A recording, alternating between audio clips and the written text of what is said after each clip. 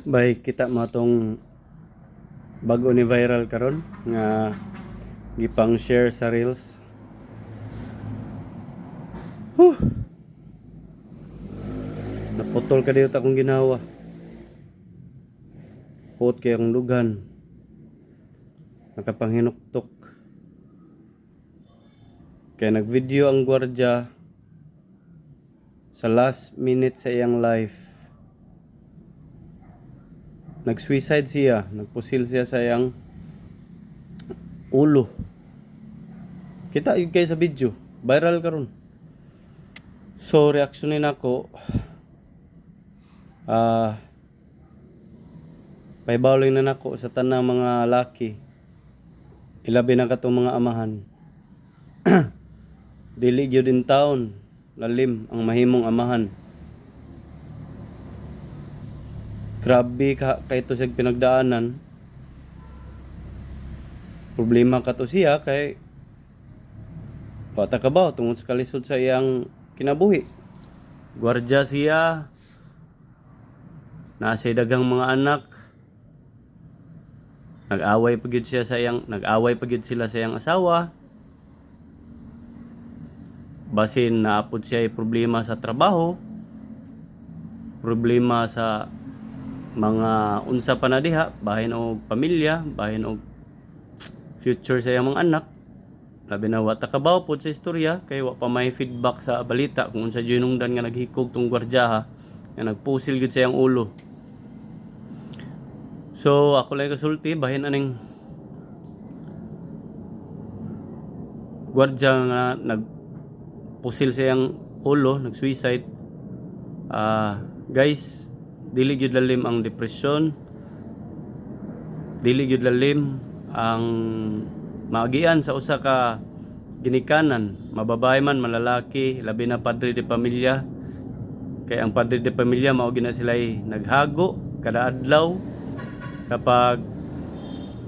pagkumbati kada adlaw nga makahatag og haruhay ngadto sa pamilya, makahatag og kaon sa iyang mga pamilya, sa iyang mga anak, makahatag og sustento sa pagpaeskwela, pagpakaon, mga bayranan sa mga bills, pare anang kuryente, tubig, labi na nag-abang pa gyud, wa mo tarong balay, wa mo tarong yuta. So dili gyud lalim, hinaut unta kung kamo naman mo mga inahan, mga asawa. Message na ko ninyo, hinaut unta suportahin ninyo ang inyong mga bana, inyong mga partner kay dili gyud in taon lalim kay natandog jud akong pagka lalaki, akong pagkaamahan nga nakakita atong video nga ang gwardya iya jung gi-live gipakita nga nag-suicide siya, nagkuan. Dili in taon lalim ha, mga asawa, mga partner. Labi nagnaana mo yung mga anak, more than 2 na inyong mga anak. Dili in taon lalim ang magian sa usa ka lalaki, usa ka amahan nga naay depression, labi na magsige mog away. Hinaut dili ninyo sigihin nag-away inyong bana, di ninyo kontrahon, papahuwaya. Dayga ang iyang buhat, bahala gamay sa sweldo, gamay sa kita. At least nakita ninyo nga naningkamot siya kada adlaw, wala siya magbisyo, mag-inom, wala siya maghubog, wala siya mag unsa pa diha sa pag-usik-usik sa kwarta. Kay direkta nga gihatag niya dito sa iyang asawa, ug wa man gani niya direkta paghatag dito sa iyang asawa. Siya mo nag-budget sa gastuanan, nagkwintada siya kada buwan kung saan niya pagbayad sa mga bayranan sa balay, kuryente, tubig, allowance, konsumo. Natandog lang jud ko sa ako nakita ba kay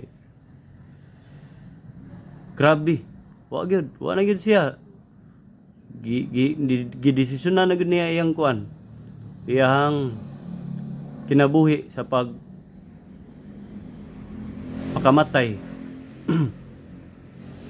So hinaut unta kamo mga asawa, dayga ang inyong bana bisag ultimo lang ilang trabaho, gamay ra ilang sweldo.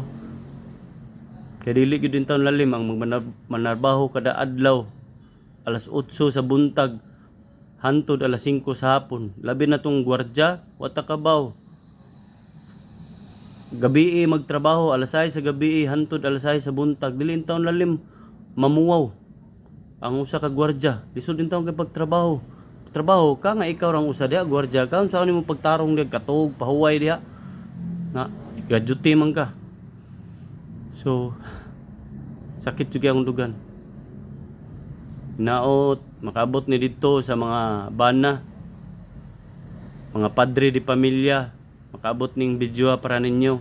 Paglig-on in taon mo kay lisod na kay kinabuhi karon. Perti yung lisura sa kinabuhi. Hinaot magkasinabot mo sa imong asawa sabta inyong bana.